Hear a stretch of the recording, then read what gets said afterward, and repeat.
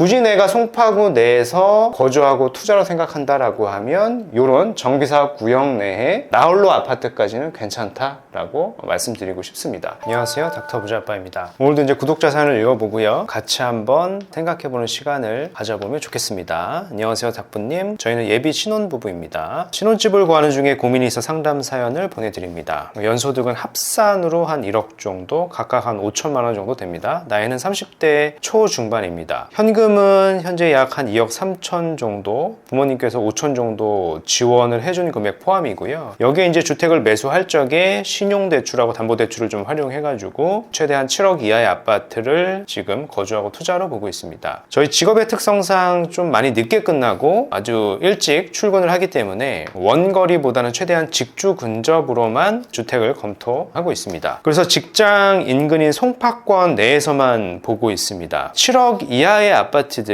몇 개는 검색을 하면 나오던데, 여기 세대수가 작은 나홀로 아파트들만 살 수 있을 것 같습니다. 검토한 아파트들의 리스트는 아래와 같고요. 혹시 이런 아파트를 매수해도 강남 3구이니까 앞으로 평균 정도의 시세 상승 정도는 되지 않을까 해서 거주하고 투자로 매매를 고려하고 있습니다. 닥구님, 이런 아파트를 매수해도 괜찮을까요? 이렇게 사연을 주셨고요. 이 내용을 제가 좀 정리해가지고 구체적으로 좀 말씀을 드려보도록 하겠습니다. 검토하는 아파트를 한 4개 정도 주셨는데요. 이걸 뭐 말씀을 드리진 않겠고 저만 참고를 하겠고요. 일단은 현재 상황을 조금 정리를 해보면은, 구독자분의 상황이 30대 중반이시죠? 이제 신혼부부이고 합산 소득은 한 1억 정도, 질문 내용을 좀 요약을 해서 적어보면은 7억 이내로, 여기는 이제 담보하고 좀 신용을 쓰시는 것 같고요. 송파구 내에서 나홀로 아파트를 사겠다. 물론 2동짜리도 있긴 한데 거의 이제 뭐 나홀로와 같으니까 여기를 매수해도 괜찮을까요? 리스트는 한 4개 정도 주셨는데 제가 좀 검토는 다 해봤고요. 사실 이걸 좀 아셔야 될 것 같아요. 주택 가격, 특히 이제 아파트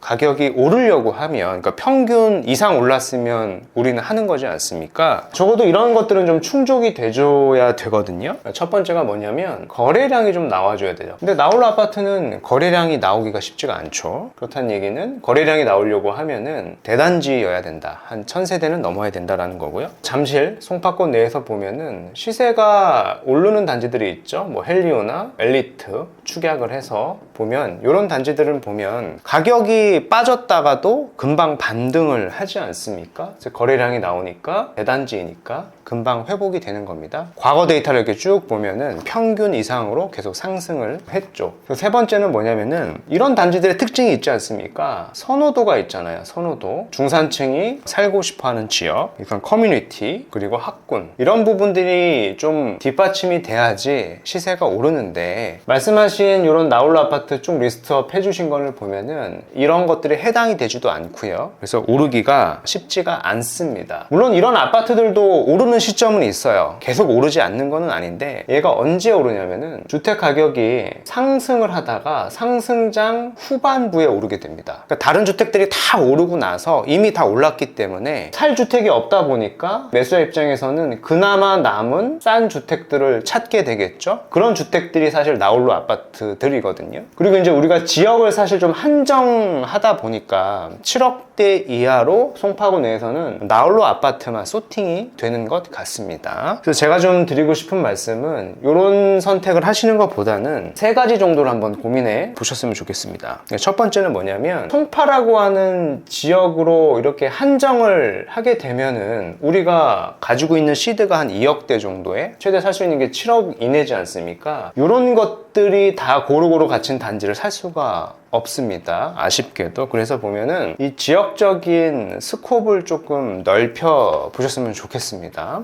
근데 이제 우리는 최대한 직주 근접으로 해야 되니까 많이 넓힐 수는 없을 것 같고요. 적어도 이제 하남이나 성남권까지는 넓혀도 되지 않겠느냐라고 생각이 됩니다. 그래서 이런 지역까지 넓히게 되면 이런 단지에 해당하는 아파트들이 상당히 있습니다. 상당수 있기 때문에 우리는 좀 검토를 해볼 수가 있다라고 생각이 되고요. 이제 두 번째가 뭐냐면은, 굳이 거주하고 투자를 같이 해야 되는가? 같이 할 필요가 없지 않습니까? 그죠? 이거를 분리해서 생각을 해보면은 사실은 여기 언급했던 지역의 스코프보다는 더 넓어지겠죠. 그냥 송파권 내에 그냥 전세나 월세로 거주를 하고 남는 자본으로 투자를 할 수도 있는 겁니다. 그래서 이런 선택지도 있으니까 한번 생각을 해보셨으면 좋겠고요. 마지막으로 이제 세 번째 드리고 싶은 얘기는, 비록 이제 나홀로 아파트이기는 한데 요런 데도 있어요. 열심히 이제 찾아가지고 저한테 이제 리스트업을 해서 주시긴 했는데 여기 지역까지는 보지 못하신 것 같아요. 송파구 내에 보면은 정비사업구역인데, 정확하게 얘기하면 재개발 구역인데 이 안에 빌라만 있는 게 아니라 아파트가 있는 지역이 있어요. 근데 아파트인데 여기가 나홀로로 지어져 있는 아파트가 있거든요. 근데 나홀로 아파트도 정비사업 재개발 구역 내다 보니까 같이 재개발을 하게 되는 구역이 있다라고 좀 정리를 해드리겠고요. 이런 아파트들이 얼마냐면은 현재 평형이 좀 작지만은 한 6억대 정도에 우리가 접근을 할 수도 있습니다. 자기 자본이 한 2억대 정도 있는데 대출을 이렇게 받게 되면은 아직 금리가 좀 높죠. 그래서 조금 더 낮춰가지고 한 6억대 정도 아파트로 접근을 좀 해보시는 게 좀 더 적합하지 않나, 거주하고 투자로서, 이렇게 말씀을 드리고 싶고요. 정비사업 구역을 보면 대부분 다 빌라죠. 지분들이 다 작은 게 있는데 여기 아파트가 있다는 얘기는 사실은 얘 권리가액이 좀 높을 겁니다. 상대적으로 높다란 얘기는 내가 가진 물건의 향후에 순위가 좀 높게 평가가 돼서 최소 25평이나 잘하면 이제 33평 이상의 아파트 입주권을 받을 수가 있다라는 거죠. 그래서 이런 아파트들도 보면은 이미 조합 설립이 되어 있고요. 사업 시행 인가를 앞두고 있는